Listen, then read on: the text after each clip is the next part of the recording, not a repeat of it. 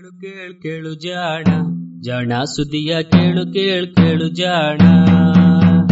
ಇಂದು ಹಂದು ಮುಂದು ಹಿಂದು ಹರಿವು ತಿಳಿವು ಚುಟುಕು ಬೆರಗು ನಿತ್ಯ ನುಡಿಯುವತ್ತು ತರಲು ಕೇಳಿ ಜಾಣರ ಜಾಣ ಸುದ್ದಿಯ ಕೇಳು ಕೇಳು ಕೇಳು ಜಾಣ ಜಾಣ ಸುದ್ದಿಯ ಕೇಳು ಕೇಳು ಕೇಳು ಜಾಣ. ಸಂಪುಟ 4 ಸಂಚಿಕೆ 91 ಡಿಸೆಂಬರ್ 11, 2020. ಸಂಶೋಧನೆ ಸ್ವಾರಸ್ಯ.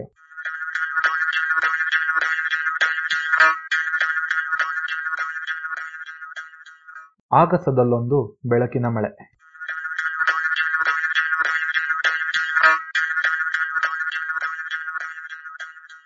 ರಾತ್ರಿ ಆಗಸವನ್ನು ಸುಮ್ಮನೆ ದಿಟ್ಟಿಸಿ ಅಲ್ಲಿ ಸ್ತಬ್ಧವಾಗಿ ಮಿನುಗುತ್ತಿರುವ ಅನೇಕ ಗ್ರಹಗಳನ್ನು, ಅಸಂಖ್ಯಾತ ನಕ್ಷತ್ರಗಳನ್ನು, ಬಿಮ್ಮನೆ ಆಕಾಶದುದ್ದಕ್ಕೂ ಬಿದ್ದಿರುವ ನಮ್ಮದೇ ಗ್ಯಾಲಕ್ಸಿಯಾದ ಕ್ಷೀರ ಪಥವನ್ನು ಹಾಗೇ ಗಮನಿಸುತ್ತಿರಿ.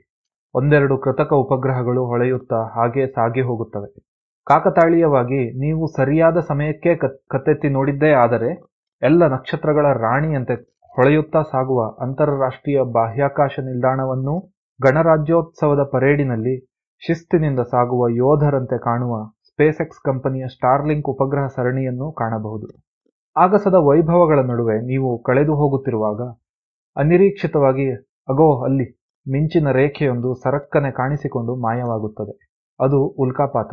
ಇದೇನಿದು, ನಕ್ಷತ್ರ ಬಿತ್ತೆ ಎಂದು ನೀವು ಅಚ್ಚರಿಪಡುತ್ತಿರುವಾಗಲೇ ಕಾರ್ಗತ್ತಲ ಆಕಾಶದಲ್ಲಿ ಒಂದರ ಹಿಂದೆ ಇನ್ನೊಂದು ಬಾಣ ಬಿರುಸುಗಳ ಪ್ರದರ್ಶನವೇ ಶುರುವಾಗುತ್ತದೆ. ಸರಿಯಾಗಿ ಲೆಕ್ಕ ಹಾಕಿದ್ದೇ ಆದಲ್ಲಿ ತಾಸಿಗೆ 120ರಿಂದ 160 ಉಲ್ಕೆಗಳನ್ನು ನೀವು ಕಾಣಬಹುದು.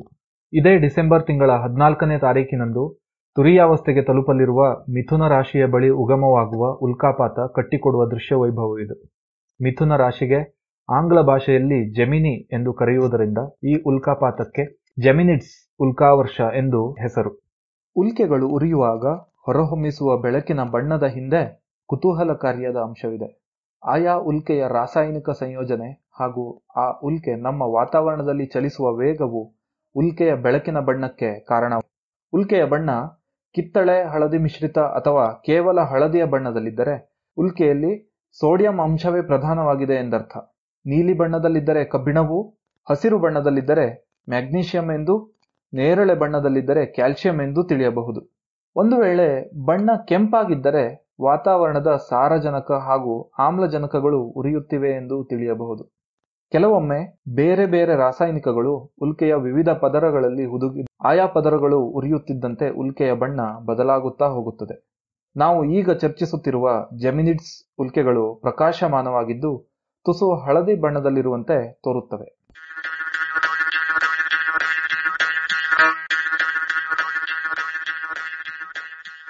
ಪ್ರತಿ ವರ್ಷ ಡಿಸೆಂಬರ್ 4ರಂದು 1-2 ಉಲ್ಕಾಪಾತದೊಂದಿಗೆ ಇವು ಆರಂಭವಾಗುತ್ತವೆ.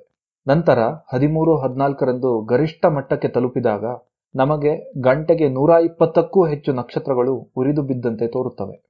ನಂತರದ ದಿನಗಳಲ್ಲಿ ಕ್ರಮೇಣ ಕಡಿಮೆಯಾಗುತ್ತಾ ಬಂದು 17ರಂದು ಮುಗಿಯುತ್ತವೆ. ಈ ಎಲ್ಲ ಉಲ್ಕೆಗಳು ಆಕಾಶದಲ್ಲಿ ಮಿಥುನ ರಾಶಿಯಿಂದ ತೂರಿ ಬಂದಂತೆ ಕಾಣುತ್ತವೆ. ಅಂದ ಹಾಗೆ ಈ ಖಗೋಳ ಕೌತುಕವನ್ನು ಖಗೋಳಾಸಕ್ತರು ಗಮನಿಸಿದ್ದು ಇಂದೇನೂ ಅಲ್ಲ. 1862ರಿಂದಲೇ ಗಮನಿಸುತ್ತಾ ಬಂದಿದ್ದರೂ ಆಗ ಪ್ರತಿ ತಾಸಿಗೆ ಉರಿದು ಬೀಳುವ ಉಲ್ಕೆಗಳು 10-20ರ ಆಸುಪಾಸಿನಲ್ಲೇ ಇದ್ದವು. ನಂತರ ಕ್ರಮೇಣ ಅವುಗಳ ಸಂಖ್ಯೆ ಏರುತ್ತಾ ಬಂದಿದೆ. ಈಗ ಇದು ಪ್ರತಿ ವರ್ಷದ ಅನೇಕ ಉಲ್ಕಾಮಳೆಗಳಲ್ಲಿ ಪ್ರಮುಖ ಉಲ್ಕಾಮಳೆಯಾಗಿ ಗುರುತಿಸಿಕೊಂಡಿದೆ. ಉಲ್ಕೆಗಳ ಉಗಮಕ್ಕೆ ಬಹುಪಾಲು ಧೂಮಕೇತುಗಳೇ ಕಾರಣ.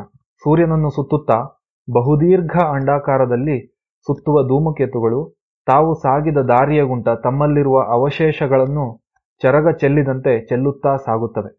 ಸೂರ್ಯನ ಸುತ್ತ ಸುತ್ತುವಾಗ ಕೆಲವು ಸಲ ನಮ್ಮ ಭೂಮಿ ಅವುಗಳನ್ನು ಹಾದು ಹೋಗುವ ಪ್ರಸಂಗಗಳು ಎದುರಾದಾಗ ಅವು ನಮ್ಮ ವಾತಾವರಣವನ್ನು ಪ್ರವೇಶಿಸಿ ಘರ್ಷಣೆಯಿಂದ ಉರಿದು ಬೂದಿಯಾಗುತ್ತವೆ. ಅಂತಹ 100 ಉಲ್ಕೆಗಳು ಸರಿಸುಮಾರು ಒಂದೇ ಸಮಯದಲ್ಲಿ ಕಾಣಿಸುವುದರಿಂದ ಅವು ನಮಗೆ ಉಲ್ಕೆಗಳ ಮಳೆಯಂತೆ ಗೋಚರವಾಗುತ್ತವೆ. ಆದರೆ ಉಳಿದ ಉಲ್ಕಾಮಳೆಗಳಂತೆ ಈ ಉಲ್ಕಾಮಳೆಗೆ ಜೀವಂತ ಧೂಮಕೇತು ಕಾರಣವಲ್ಲ. ಅದರ ಬದಲು 1983ರಲ್ಲಿ ಅವಗೆಂಪು ಕಿರಣಗಳ ಖಗೋಳಾಧ್ಯಯನಕ್ಕೆ ಮೀಸಲಾದ ಉಪಗ್ರಹದಿಂದ ಕಂಡು ಹಿಡಿಯಲ್ಪಟ್ಟ 3200 ಫಿಯಾಥಾನ್ ಎಂಬ ಕ್ಷುದ್ರಗ್ರಹ ಕಾರಣ. ಗ್ರೀಕ್ ಪುರಾಣದಲ್ಲಿ ಫಿಯಾಥಾನ್ ಸೂರ್ಯದೇವರ ಮಗ. ಈ ಕ್ಷುದ್ರಗ್ರಹವು ಸೂರ್ಯನಿಗೆ ಅತೀ ಸನಿಹದಲ್ಲಿ ಹಾದು ಹೋಗುವ ಕಾರಣ ಅದಕ್ಕೆ ಆ ಹೆಸರು ಬಂದಿದೆ. ಇಲ್ಲಿಯವರೆಗೆ ನಮಗೆ ತಿಳಿದಿರುವ ಯಾವ ದೊಡ್ಡ ಕ್ಷುದ್ರಗ್ರಹಗಳು ಸೂರ್ಯನಿಗೆ ಇಷ್ಟು ಸನಿಹದಿಂದ ಚಲಿಸುವುದಿಲ್ಲ.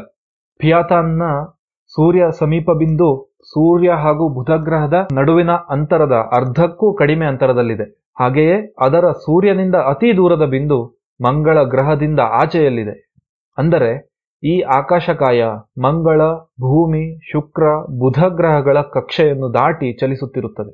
ಇದೇ ಕಾರಣದಿಂದ ಭೂಮಿಗೆ ಅಪಾಯ ಉಂಟು ಮಾಡುವಲ್ಲ ಸಂಭಾವ್ಯ ಅಪಾಯಕಾರಿ ಕ್ಷುದ್ರಗ್ರಹಗಳ ಪಟ್ಟಿಯಲ್ಲೂ ಇದು ಸ್ಥಾನ ಗಿಟ್ಟಿಸಿಕೊಂಡಿದೆ.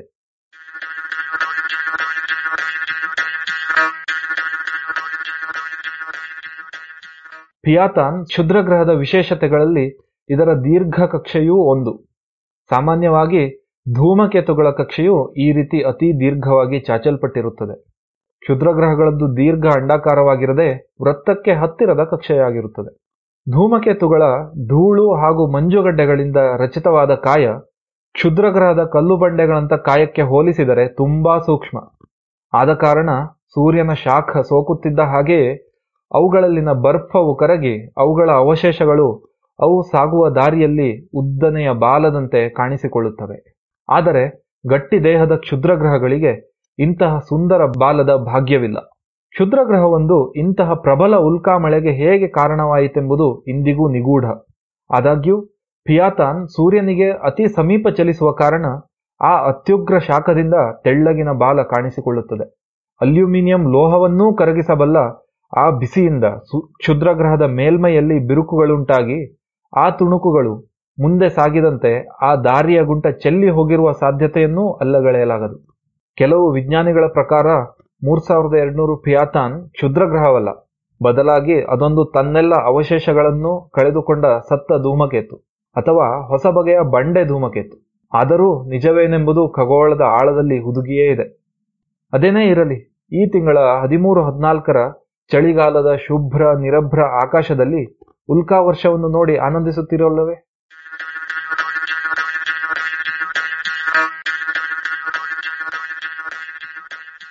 ಇದು ಇಂದಿನ ಸಂಶೋಧನೆ ಸ್ವಾರಸ್ಯ. ರಚನೆ ಮತ್ತು ಜಾಣಧ್ವನಿ ವೇಣುಗೋಪಾಲ್ ಗಾಂವ್ಕರ್.